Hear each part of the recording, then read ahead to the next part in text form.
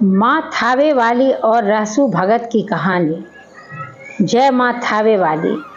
माँ दुर्गा तीनों लोक में सर्वशक्तिमान है। ब्रह्मांड में मौजूद हर तरह की शक्ति इन्हीं की कृपा से प्राप्त होती है और अंत में इन्हीं में समाहित हो जाती है। इसलिए माता दुर्गा को आदि शक्ति भी कहा जाता है।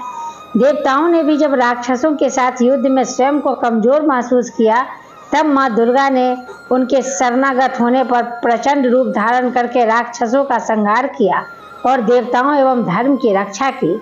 इस जगत की पालनहार माता ही जिनकी कृपा से सब कुछ होता है, इसलिए इनको जगत जननी भी कहा जाता है। माँ दुर्गा अपने भक्तों और धरती पर धर्म की रक्षा और धर्म का नाश करने के लिए अनेक रूप में प्रकट हुई। भक्तगण इनको अनेक अनेक रूपों और अलग अलग नामों से पूजते हैं।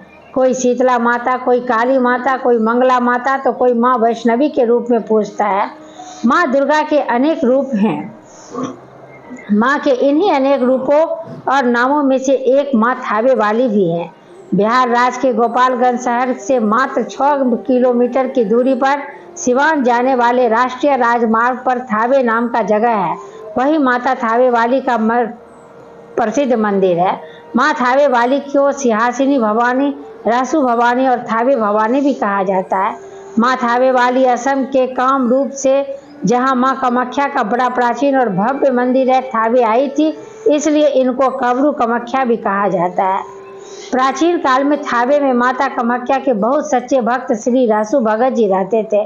वो माता की बहुत सच्चे मन से भक्ति करते और माता भी उनकी भक्ति से प्रसन्न थी।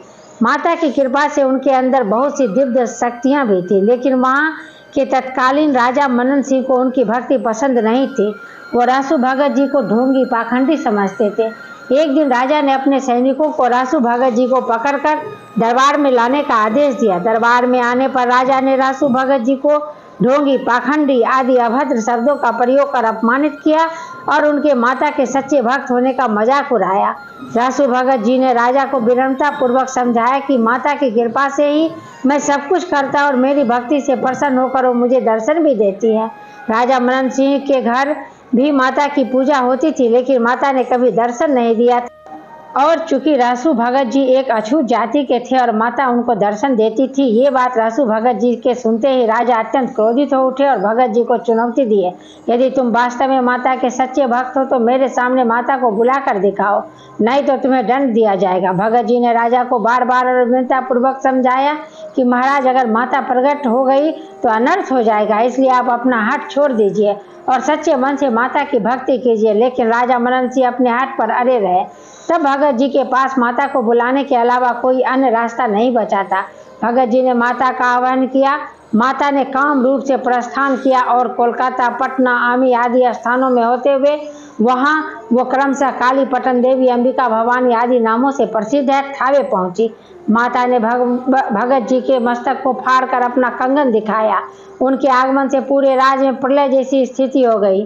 राजा और उसके राजपाट का अंत हो गया। माता ने जहाँ दर्शन दिया वहीं उनके मंदिर का निर्माण किया गया।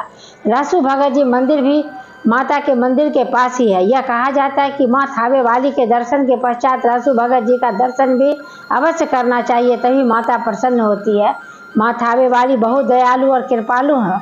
अपने शरण में आए हुए सभी भक्तों का कल्याण करती है। हर सुख दुख में लोग माँ के शरण में जाते हैं और करुणामयी माँ किसी को भी निराश नहीं करती है, सबकी मनोकामना पूरी करती है। थावे के आसपास किसी के घर शादी विवाह जैसा शुभ कार्य हो या कोई भी दुख बीमारी हो, हर परिस्थिति में लोग माता की शरण में जाते हैं और माता उनका कार्य सिद्ध करती है, मंगल करती है। माँ हर घड़ी और हर सुख दुख में अपने भक्तों पर करुणा और ममता की छाँव रखती है। देश विदेश में रहने वाले लोग जब साल 2 साल पर अपने घर आते हैं तो सबसे पहला और सबसे महत्वपूर्ण काम होता है माता थावे वाली का दर्शन करना, उनसे अपने और अपने के लिए सुखद और समृद्ध जीवन की कामना करना। प्रतिदिन हजारों की संख्या में श्रद्धालु माता के दर्शन करने आते हैं, अपनी मनोकामनाएं पूरी करते हैं। इस तरह की कहानी सुनने के लिए आप हमारे चैनल को सब्सक्राइब जरूर कीजिएगा और कहानी अच्छी लगी हो तो इसे लाइक भी कीजिए। Thank you.